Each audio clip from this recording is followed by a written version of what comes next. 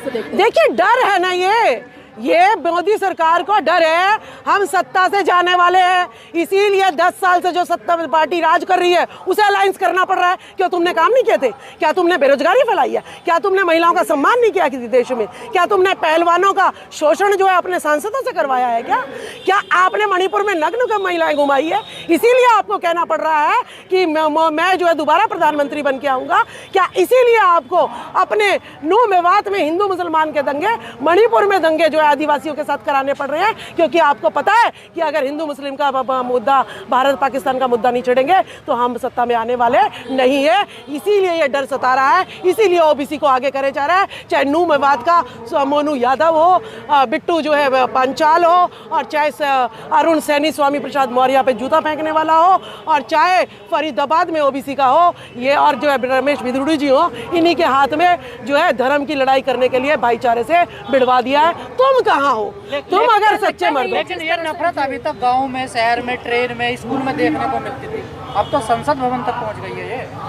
देखिए, यानी संसद भवन तक पहुंच गई तो इनका मतलब इनके यहाँ पे तलवार अटक गई है। पहले हमारे थी, अब इनके पे तलवार अटकी हुई है। भाई संसद में ही कहलवाएंगे तब जाके देश सुनेगा। नीचे तो अरे नफरत, इनकी जो शहनशाही नफरत वही तो टिकी हुई है। जिस दिन इन्होंने भाईचारा बना दिया, 90% समाज इकट्ठा हो गया, तो इनको तो देश छोड़ना पड़ जाएगा। जैसे इनके पूंजीवादी लोग लाखों लाखों करोड़ों रुपया, बीजेपी के गुलाम।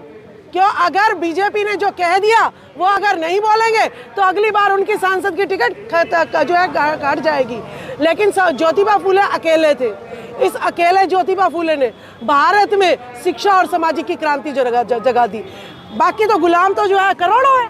तो हमें रमेश बिधूड़ी जी ने क्या कहा, अगर वो ओबीसी के सांसद हैं, अगर अपनी समाज की उनको वोट चाहिए तो महिलाओं का जो बिल पास हुआ है उसकी मांग करें, नहीं तो जो है ये बढ़वागिरी और चमचागिरी करना छोड़ दो।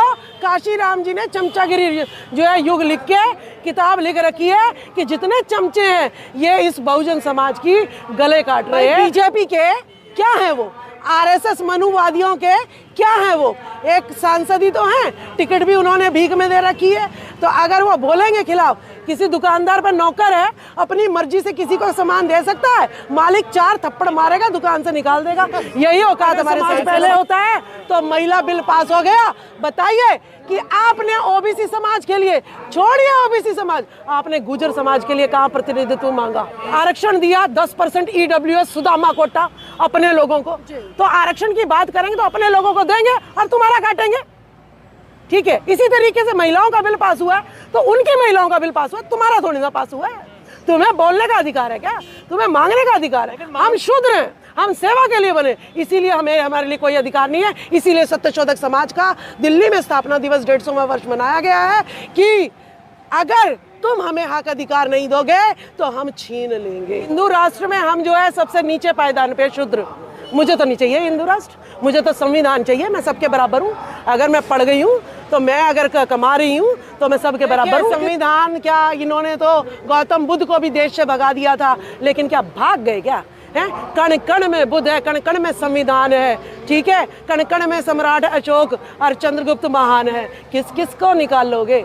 खुदेंगे, जितना खोदोगे वही निकलेगा। सावित्रीबाई फुले जी ने प्रथम जो स्कूल बनाया उसको खंडर बना दिया, उसके सामने गणेश जी का जो है मंदिर बना दिया, वो भी सोने का मंदिर बना दिया। अब आप जा रहे हैं अनजान, आपको इतिहास पता नहीं है, आप कहोगे ओहो बहुत सुंदर है, खंडर की तरफ तो कोई देखेगा ही नहीं। चाहे उस खंडर ने इस देश का निर्माण किया है, लेकिन वो खंडर मुझे पसंद नहीं है। तो यानी ये सरकारें स्कूलों को तो जो है गौशाला से भी बदतर बनाना चाहती है, और मंदिर को जो है सोने का बनाना चाहती है, ताकि सब जो है घंटियां बजाएं और ये यूं ही भिखारियों की तरह मांगते रह जाएं।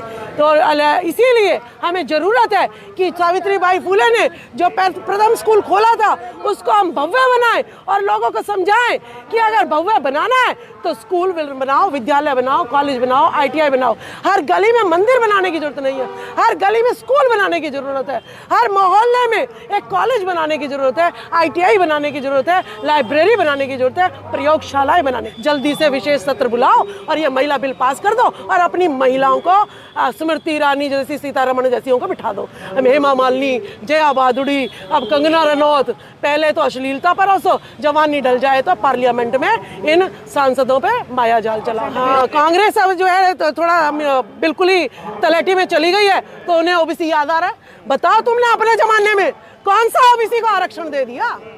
ठीक है, तुम भी जो है एक सिक्के के दो पहलू हैं, बीजेपी और कांग्रेस। अगर तुमने हमें आरक्षण दे दिया होता तो आज देश का ये हाल नहीं होता और आज तुम्हारी पार्टी का ये हाल नहीं होता।